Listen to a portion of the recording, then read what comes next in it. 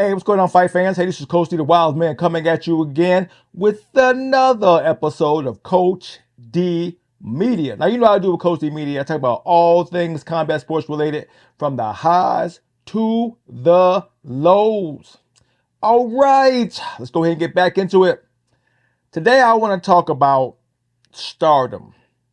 Who's a star and why? And what does it mean to be a star, right? To be considered one of the best in the game. I'm not even going on to say who's the GOAT. I'm just going on to say who are the best in the game and why. So coming up lately, we've been seeing some pretty good fights start to come together. One of the biggest stories that's being talked about right now is Islam Makhachev potentially fighting Ilia Topuria. If they beat their next opponents, like I know Topuria got Charles Oliveira, which I think is a bigger star than the both of them, but we'll talk about that later on. And if Islam can get to fight Jack Della Mandela, how you say his last name, who just won this recently, right? So I say all of this is to go, okay, what makes these guys so good? Some people consider Islam to be the GOAT. His record is 27-1. Some saying Ilia Topuria is the next big thing. He's a huge star in his own country. You know, you hear all of these stories, right? But what makes a star? Simply because they're popular, on social media, they can draw attention, they can sell tickets. That's one. Look at Conor McGregor. He sold billions of tickets. He will be considered the biggest star in mixed martial arts, right? We have John Jones, popular fighter, technically undefeated. He's beat everybody. Some people consider him saying he's ducking fighters now, but I don't see that. There's nobody left to fight. He's literally beat everybody. In heavyweight, there ain't that many. I get his argument. I don't get some of the other arguments, right? But it is what it is, right? Still, what makes a great fighter? Okay, that you can go, this guy is one of the best to ever do it. Like you look at George St. Pierre, you look at BJ Penn, you look at when they were all at their prime, they were literally unbeatable. It was hard to beat them. You know what I'm saying? We can just go on and on and on, right? Then we got the phony stars. People who get sold to us as stars. That they're just the star.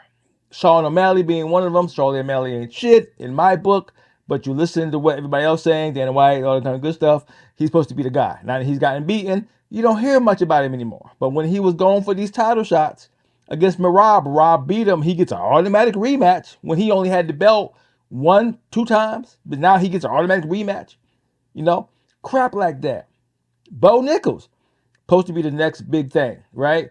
They were making him out to be, hey, can't nobody stop his wrestling, yada, yada, yada. This really get beat up by Ritter. If I'm saying it's D. Ritter, if I'm saying his name right. You know what I'm saying? So you can see we can get thrown a whole bunch of bullcrap about who's good and who's not, right? So now that we got this Islam potentially versus Topuria fight that's taking over the airways, everybody wants to comment on it. Everybody wants to talk about it, right? That they're simply the best collision course you could have. These guys are top of their game, the best of the best. They got belts, blah, blah, blah, blah, blah, right? But when you look at their body of work, they really didn't beat a whole bunch of fighters. They had the right fights at the right time that gave them the right shine to be able to be branded as stars. They're picking up momentum and doing great things. Now you're going to have GOAT talks.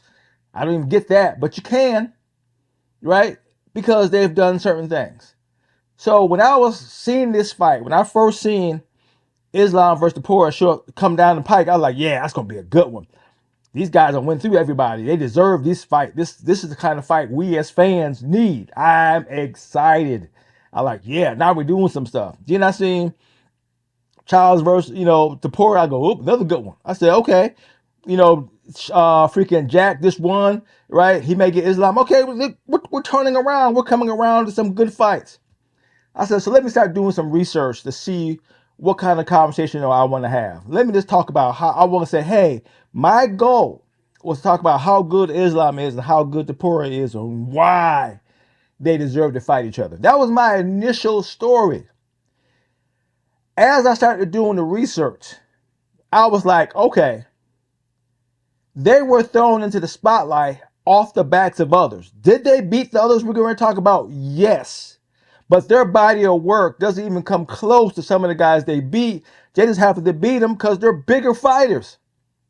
They beat smaller fighters who were way better, had a bigger body of work than them. The main person I'm talking about is Alexander Volkanovski, who just won the belt back because it was vacated, right? Is now back in the belt conversation, now we start talking about it, right?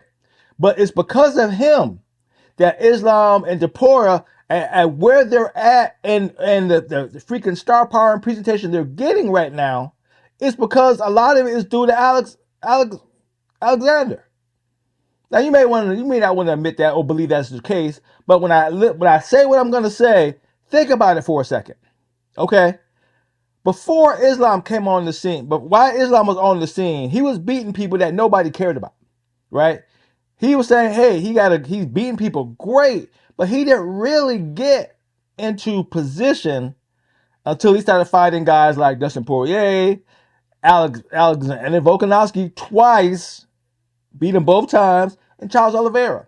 Then he became the GOAT, the guy, the world beater. He was the guy to beat. He's the guy that's going across this, can beat everybody, wants to go up in weight, wants to fight, it's all that crap. But it didn't start till he fought and won those four guys, mainly Alexander Volkanovski, beating him twice.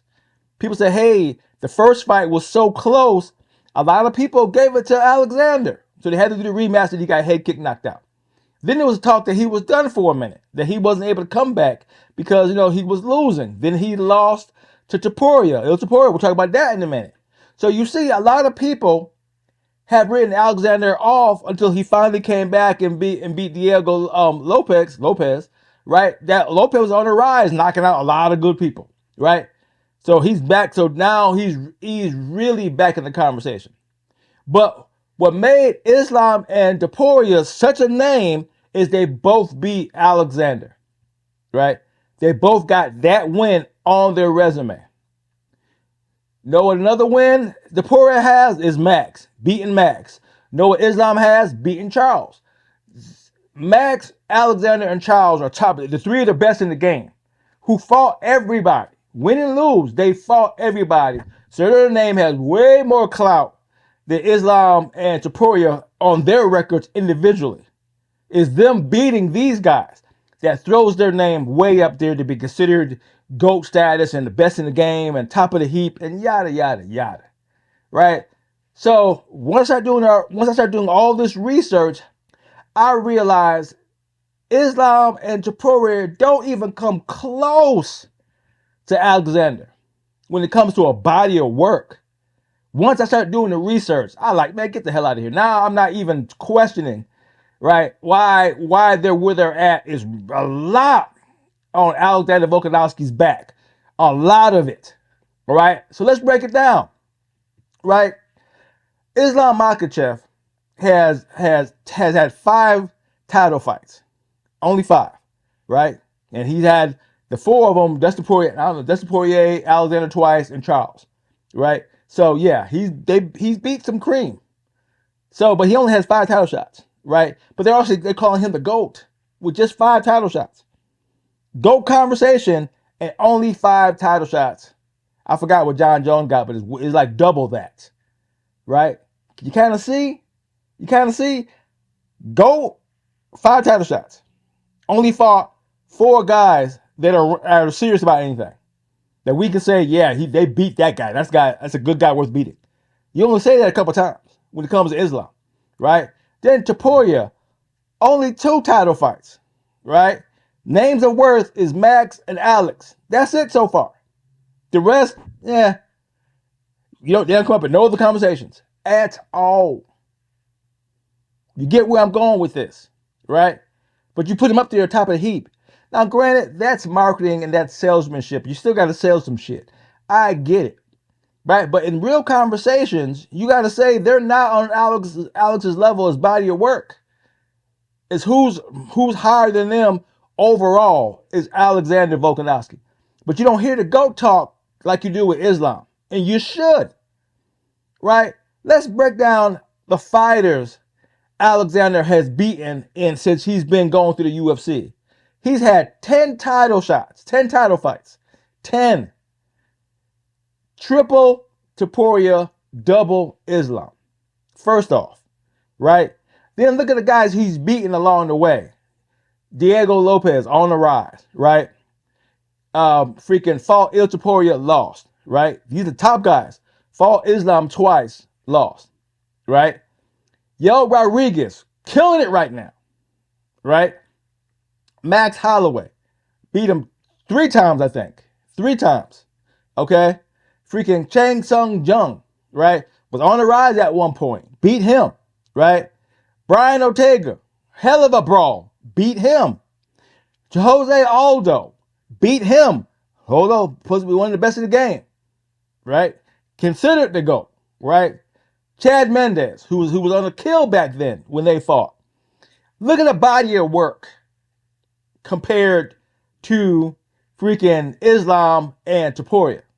I'm not saying they're not great fighters. They are. There's some of the good ones we got as far as who you're gonna pick for great fights. They're there. And they beat top guys. Not knocking that at all. But they don't compare to Alexander Volkanovski. They don't even come close to his resume. Not only 10 title fights, but look at the list I just gave you of 9 of the top guys he's fought, some of them multiple times. Okay? He's fought the best. Most of his fights, especially title fights, have been against the best since he got the belt. Neither one of them can say that right now. They're not there. They're not there. But you want to put Islam in a GOAT conversation. You can't. You can't.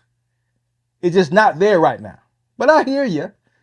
Right? That's why I did this. I go, man, I'm not letting it go out that these guys are just that on their own. They had to ride the coattails and ride the back of Alexander Volkanovski. And I'm saying it. I'm saying it based off this. Right? That's how they got to where they're at. If they weren't had a chance to fight Alexander Volkanovski, either one of them, they're pushed to be the great, wouldn't even come close. And they're both bigger fighters. Both of them are going up in weight. Right? Which means they step in the cage, they're probably heavier than Volk, and Volk was still giving them a good ass fight. Some say Alexander beat Islam in their first fight. You see what I'm saying? See what I'm saying? So it's tricky when you want to buy into what Dana White's saying about why this fight, why that fight, because they don't have enough stars. You know, I need to go by why the divisions are so weak. There's not enough challengers. That belt holders have to fight belt holders because there's not enough challengers to come after these guys. I wish somebody would try to leave my division before me getting a chance to fight him again if I didn't get a chance to fight him or fight him at all if I'm on a tear. You see what I'm saying? Right? So that's where I'm getting at. You're getting a lot of false information at why these guys are world beaters or GOAT conversations. They're just not there. And if you don't do the research, you're not going to know. I just rode with it. I go, yeah, that's the right fight to make. And it is, because there ain't a lot to go on, right? It is a good fight to have, to potentially have. They got still to get past their, potential opponents coming up. But still, I'm not going to undermine that they got there because they were able to beat Volkanovski and they're 2 heavier fighters, right? So it is what it is. One's going to 170, right? The other one's hovering at 155, may want to go up. Who knows? You don't see Volk trying to go up because he can't. He's still a smaller fighter. There's got to be limitations to that, right? So he stays in his lane and he beats everybody in his lane. They use him as a stepping stone to get to where they got. Not mad at it. Do what you do, right? But I ain't gonna let you sell yourself as your record and accolades are bigger than his, and you deserve GOAT conversation when you're not really having it with Alexander no more, and you should. You should. That's all I'm saying. All right. Had to get out of my chest, man. Once I started doing the research, it took me to a whole nother direction of the conversation I was originally getting ready to have. Right? Don't undervalue what Alexander Volkanovski has done for this sport in your pursuit of trying to push these other 2 up. Nah, ain't going down like that. That's all I got. This is Coach D, doing what I'm doing, calling it like I see it, talking my share of shit. To hear from me again, Peace out.